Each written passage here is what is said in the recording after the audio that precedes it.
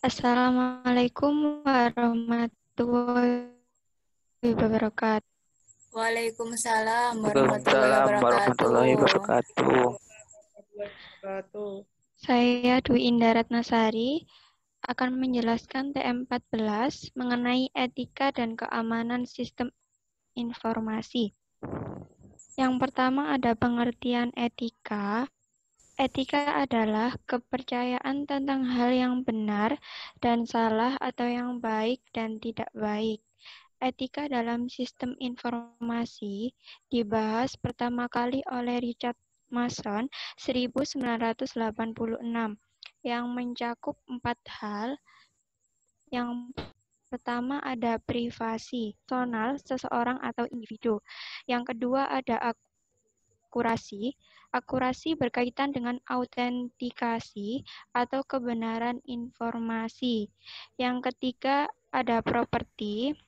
Properti di sini adalah perlindungan terhadap hak atas kekayaan intelektual, paten, dan rahasia perdagangan. Yang keempat ada akses. Akses adalah berkaitan dengan informasi di mana seseorang berhak memperoleh dan bagaimana informasi dapat digunakan. Selanjutnya, tujuan etika dan keamanan sistem informasi. Yang pertama, memahami etika komputer mempengaruhi sistem informasi. Yang kedua, memahami privasi, akurasi, kepemilikan, dan aksesibilitas informasi. Yang ketiga, memahami tipe-tipe kejahatan komputer. Yang keempat, memahami istilah-istilah virus, worm, Trojan horse, dan logic bomb atau time bomb. Yang kelima, memahami keamanan komputer. Selanjutnya, ancaman terhadap sistem terbagi menjadi dua, ancaman aktif dan ancaman pasif. Ancaman aktif meliputi kecurangan, kejahatan terhadap komputer. Sedangkan ancaman pasif meliputi kegagalan sistem, kesalahan manusia, dan bencana alam. Selanjutnya ada macam-macam dari ancaman. Yang pertama bencana alam dan politik. Contohnya seperti gempa bumi, banjir, kebakaran, dan perang. Yang kedua kesalahan manusia seperti kesalahan pemasukan data, kesalahan penghapusan data, dan kesalahan operator. Yang ketiga ada kegagalan perangkat lunak dan perangkat keras. Contohnya seperti gangguan listrik, kegagalan peralatan, kegagalan fungsi perangkat lunak. Yang keempat ada kecurangan dan kejahatan komputer, seperti penyelewengan aktivitas, penyalahgunaan kartu kredit, dan sabotase. Yang kelima ada program yang jahat atau usil, seperti virus, cacing, atau bom waktu. Selanjutnya ada berbagai teknik yang digunakan untuk melakukan hacking. Yang pertama ada denial of service. Denial of service adalah membuat permintaan yang sangat banyak terhadap suatu situs sehingga sistem menjadi keras dan kemudian dengan mencari kelemahan pada sistem si pelaku melakukan serangan terhadap sistem. Yang kedua ada sniffer. Teknik ini diimplementasikan dengan membuat program yang dapat melacak paket data seseorang ketika paket tersebut melintasi internet, menangkap password atau menangkap isinya.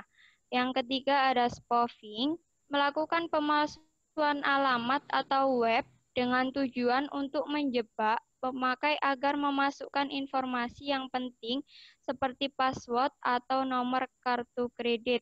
Next. Pengendalian sistem informasi. Pengendalian sistem informasi ini meliputi 10 hal. Yang pertama ada kontrol administrasi. Kontrol administrasi ini disebut pengendalian sistem informasi dapat dilaksanakan dengan jelas dan serius oleh semua pihak dalam organisasi. Yang kedua, ada kontrol pengembangan dan pemeliharaan sistem untuk memastikan bahwa sistem benar-benar terkendali, termasuk dalam hal otorisasi pemakaian sistem. Aplikasi dilengkapi dengan audit trail, sehingga kronologi transaksi mudah untuk ditelusuri. Yang ketiga, ada kontrol operasi. Tujuan agar sistem beroperasi sesuai dengan yang diharapkan. Yang pertama, pembatasan akses terhadap pusat data. Yang kedua, kontrol terhadap personal pengoperasi. Yang ketiga, ada kontrol terhadap peralatan. Yang keempat, kontrol terhadap penyimpan arsip. Yang kelima, ada pengendalian terhadap virus. Ada proteksi terhadap pusat data secara fisik. Faktor lingkungan yang menyangkut suhu, kebersihan, kelembapan udara, bahaya banjir, dan keamanan fisik ruangan perlu diperhatikan dengan benar. Untuk mengantisipasi kegagalan sumber daya listrik, biasa digunakan UPS dan mungkin juga penyediaan generator. Yang kelima, ada kontrol perangkat keras. Yang keenam, ada kontrol terhadap akses komputer. Setiap pemakai dilengkapi dengan nama pemakai dan password. Yang ketujuh, ada kontrol terhadap akses informasi. Yang kedelapan, kontrol terhadap bencana, meliputi rencana darurat atau emergency plan. Yang kedua, rencana cadangan atau backup plan.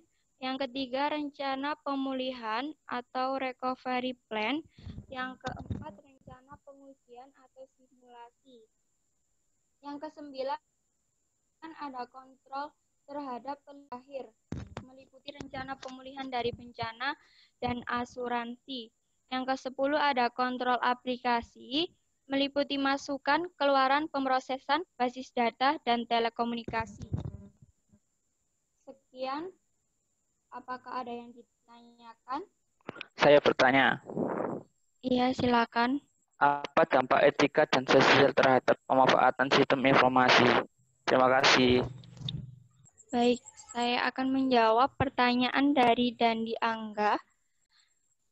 Di sini, jelaskan apa dampak etika dan sosial terhadap pemanfaatan sistem informasi. Meningkatnya pengguna komputer menjadi perhatian yang semakin besar, terutama pengaruhnya terhadap etika dan sosial di masyarakat pengguna.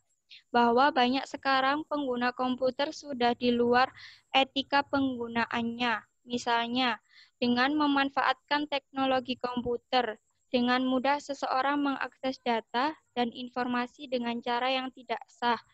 Belum lagi ada sebagian orang yang memanfaatkan komputer dan internet untuk mengganggu orang lain dengan tujuan sekedar untuk kesenangan serta hobinya.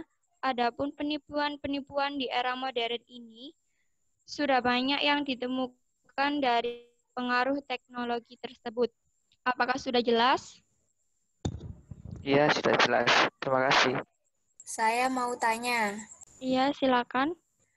Jelaskan menurut Anda seberapa pentingkah keamanan sistem informasi dalam organisasi atau perusahaan? Baik, saya akan menjawab pertanyaan dari Devi Stianingsih. Kalau menurut saya, keamanan itu sangat penting karena dan informasi perusahaan dari penyingkapan orang-orang yang tidak berhak dan juga melindungi sistem komputer dan peralatan komputer. Sudah paham, Mbak Devi? Ya, sudah paham. Ada yang mau bertanya lagi? Tolong jelaskan istilah Trojan Horse dan Logic Bomb. Oke, baik. Saya akan menjawab pertanyaan dari Denny Andriana. Trojan Horse di sini salah satu jenis virus yang lebih dikenal dengan istilah Trojan. Trojan ini bersifat merusak komputer yang disang dan tentu saja memberi kerugian bagi pengguna.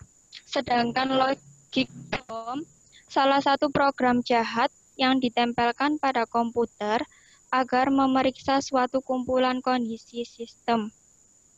Sudah paham? Sudah. Terima kasih atas jawabannya. Ya, sama-sama. Ada yang ditanyakan lagi?